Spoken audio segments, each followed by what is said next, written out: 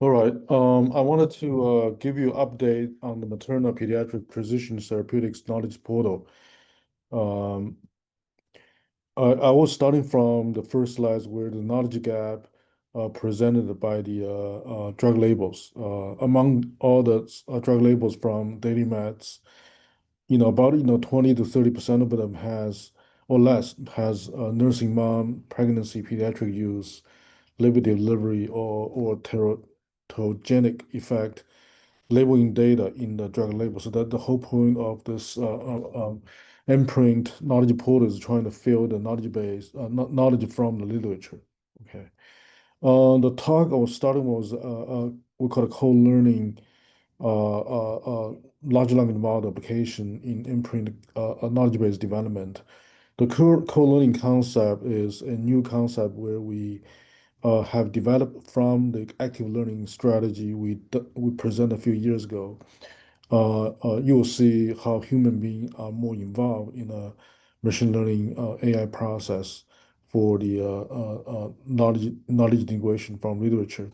So using this machine learning analysis, we build up a knowledge portal, a silver version automatically. Then we're also doing the manual data curation, the golden version as well. And towards the end, we're going to present the pharmacology landscape analysis and gap analysis in pediatric and maternal patient population. So this is whole drug-wide analysis. This is new results during the past few months. Um, so first of all, I want to introduce the concept of co-learning. How do we extract and classify maternal pediatric related papers in pharmacokinetics, pharmacoepidemiology, and in clinical trial? So,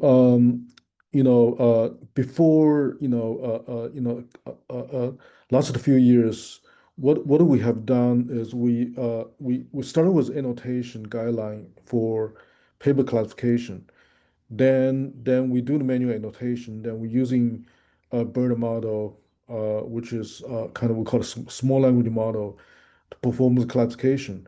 But during the process, we realized that the annotating guideline sometimes has to change because the more we learn from the manual annotation, the more we feel the initial guideline is not perfectly fit to some specific situations. So annotating guideline involves during the machine learning process. So that's where we bring up a new concept called co-learning. Basically, is a human being learning the data and also machine also learning from the data as well. Human being and machine learning the data together.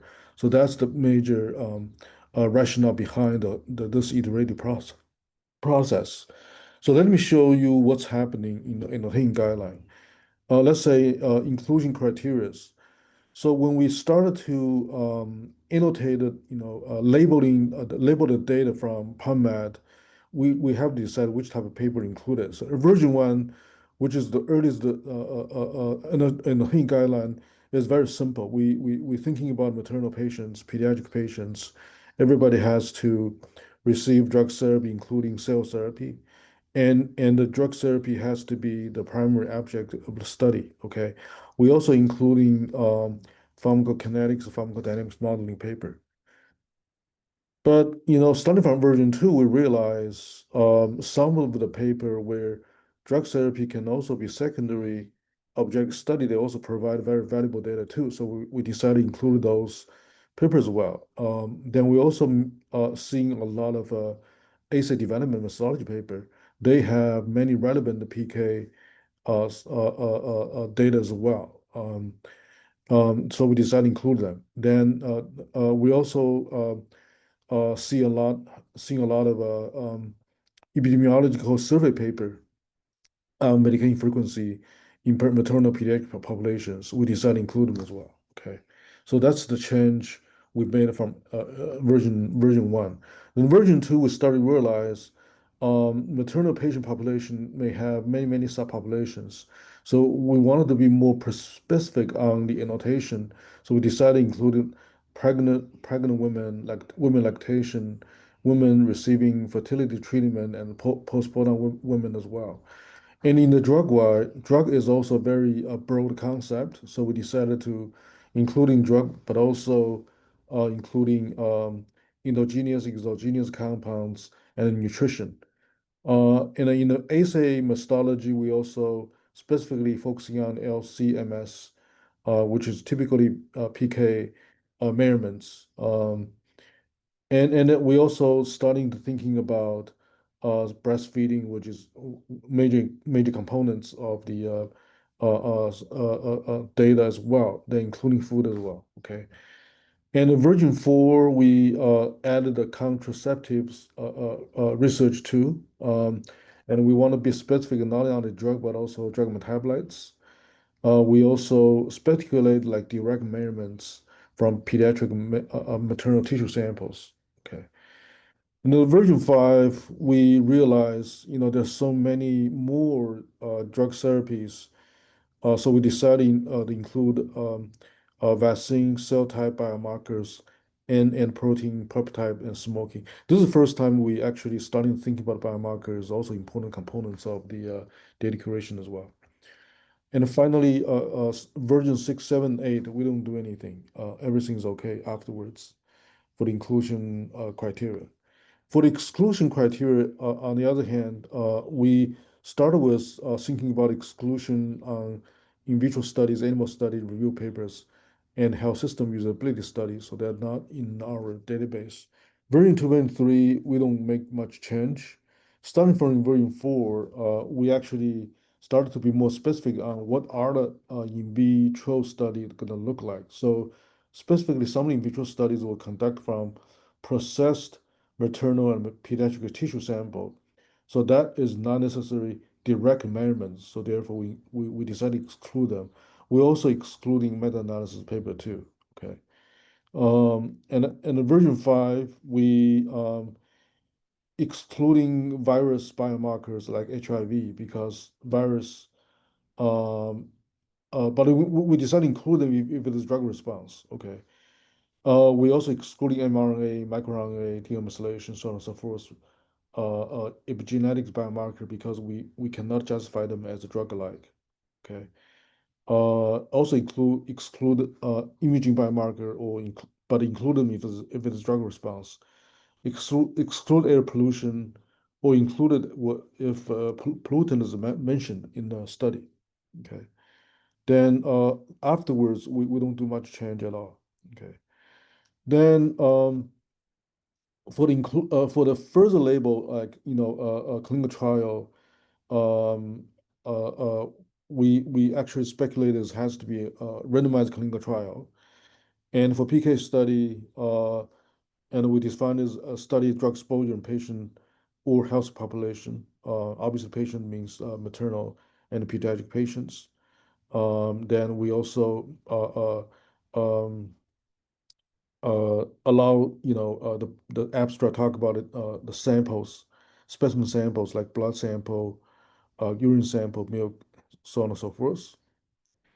And epidemiology study on the other hand is more broader, so it can be a pharmacodynamics endpoints, a biomarker efficacy of adverse drug events in the observational study. Okay.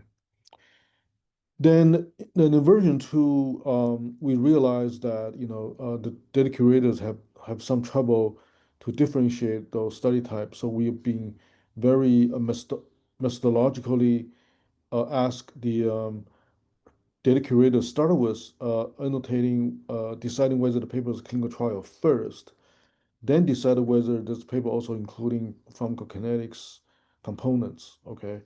Then at the end, if the paper is not if it is not a clinical trial, there can be a pharmacoepidemiology papers.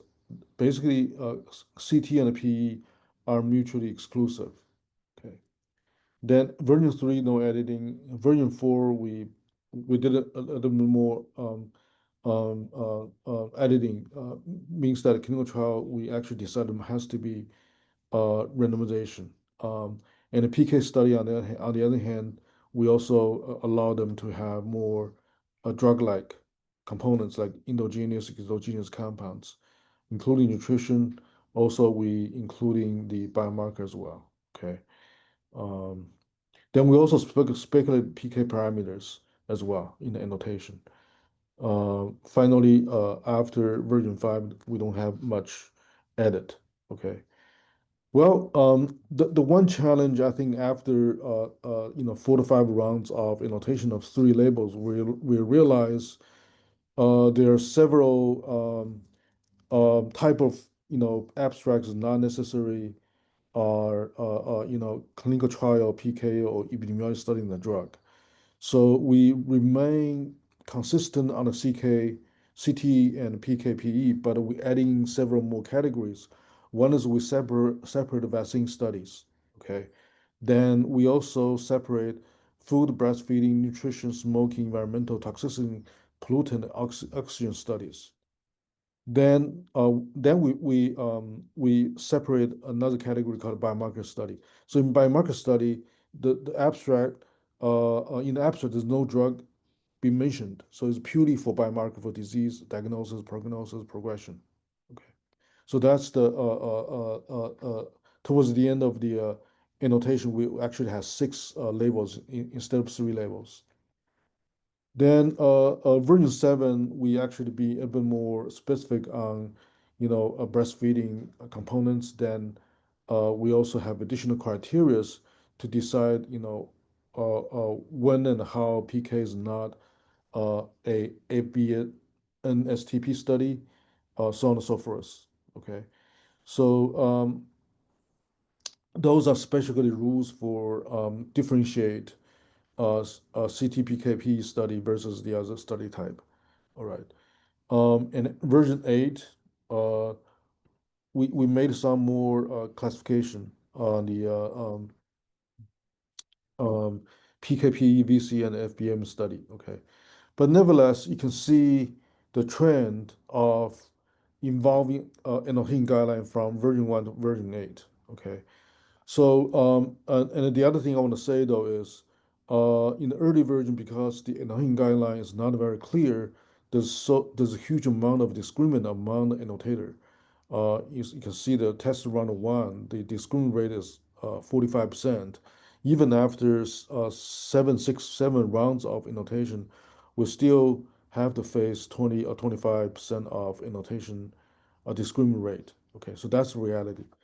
That's why I think we bring up the concept of co-learning process is a way trying to let a machine to and a human being to work together to address the classification problem. Okay.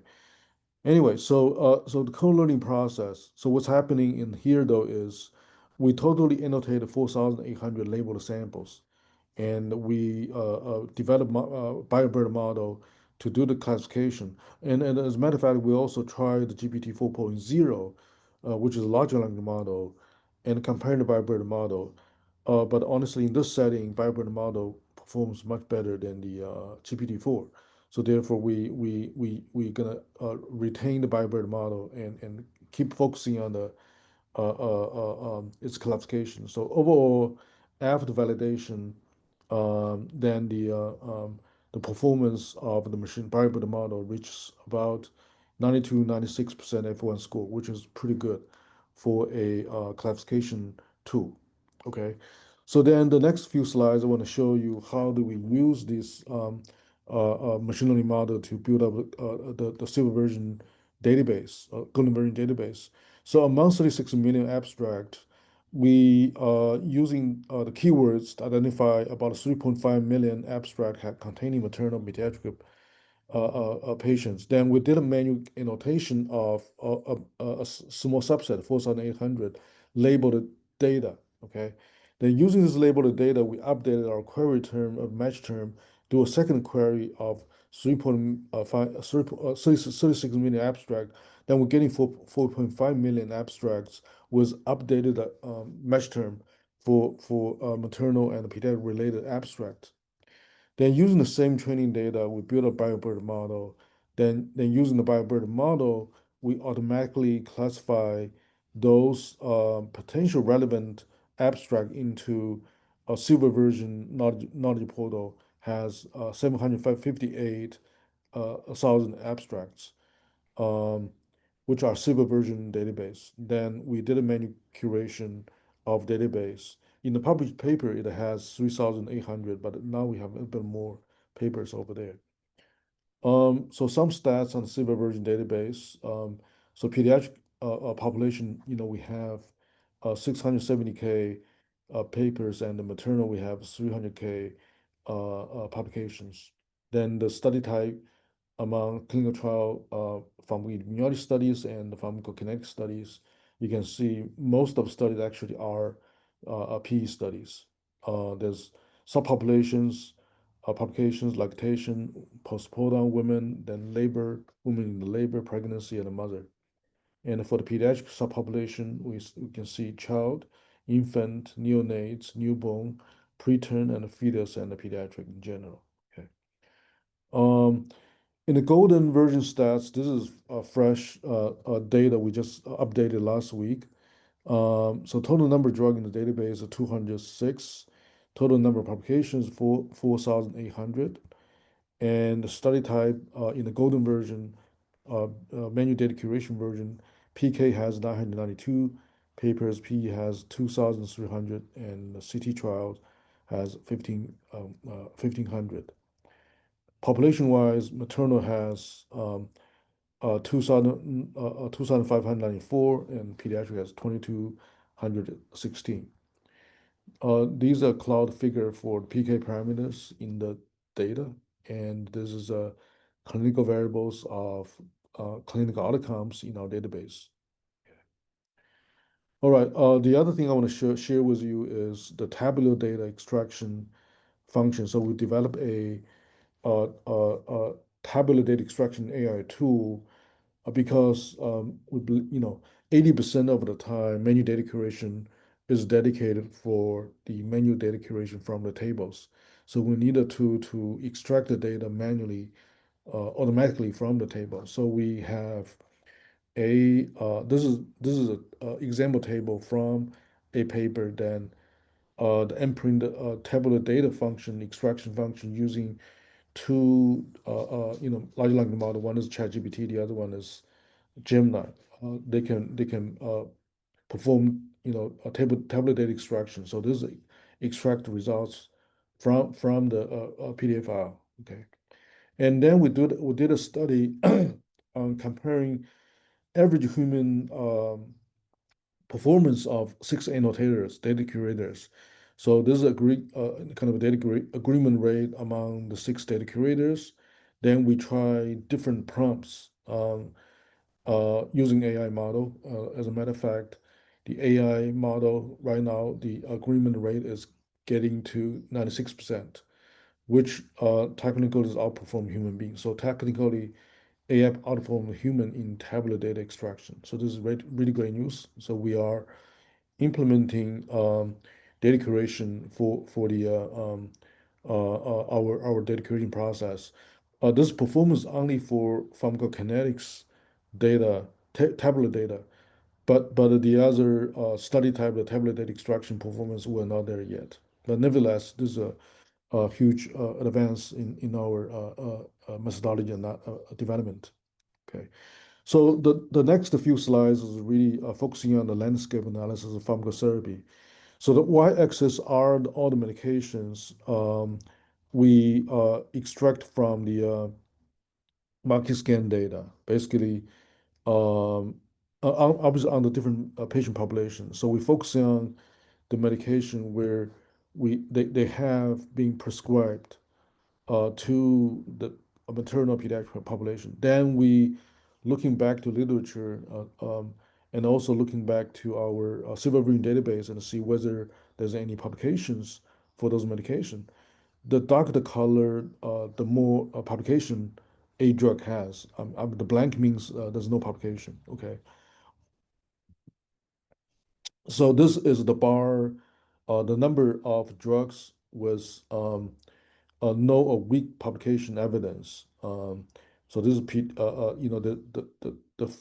the first bar here is PK, then the second bar is PE, and the last bar is CT. Okay, and on this five population: pregnancy, postpartum, pediatric, and paternal, and the pediatric no, pediatric 1 to 12 and pediatric 12 to 18. Obviously, the postpartum patient population has the most the number of drug with no or weak evidence. This figure showing the related frequency of drug with no or weak evidence. So basically saying that among all the drugs being prescribed to the women or children in the related population, how many of them, what's the fraction of them are having no or weak evidence? You can see that um, the knowledge, this is basically knowledge gap. In the post-partum population, we're talking about a 40 to 50, around 40 to 50 knowledge gap over there. So that's a tremendous evidence showing, we need more research on those domains. Okay. And then we go even deeper, saying that, we want to focus on the medication with no publication evidence. Okay. So this figure showing the number of drug has no evidence at all among PK, epidemiology or clinical trial. So the number means the number of drugs. Obviously, the post-partum population has the most number of drug has no evidence. Okay. Then we highlight a few figures. And so this is medication prescription rate over number of drugs in pregnancy. And the y-axis is the medication prescription rate. So the top three drugs are loteprinol, linaclotide, and dexamethasone. Okay. And this is the medication frequency, prescription frequency rate in the postpartum women. So the top one is norgestimate. The second one is benzonatate.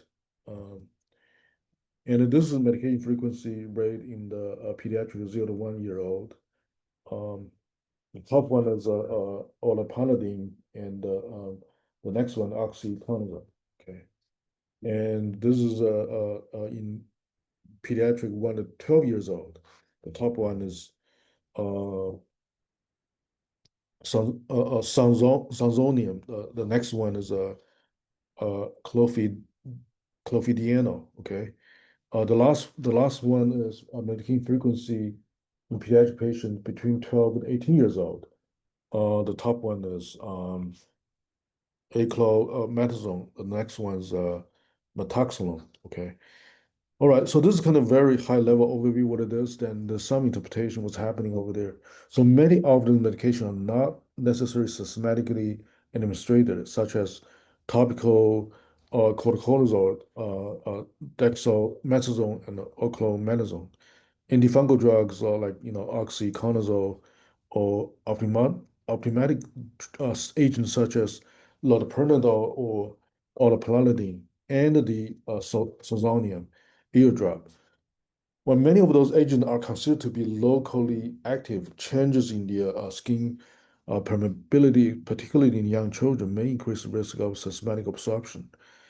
Other drugs found to be prescribed in those populations with no supportive literature data may be associated with increased risk of ADEs, such as increased risk of thrombotic events with norgestimide in the postpartum women population, in a clonidized risk of dehydration in pregnancy, and the CNS side effects of benzonatate and metaxalone in the pediatric population. So those drugs are technically can have a significant impact on the ADEs. Um, all right, so this is the end of my talk. Thank you so much.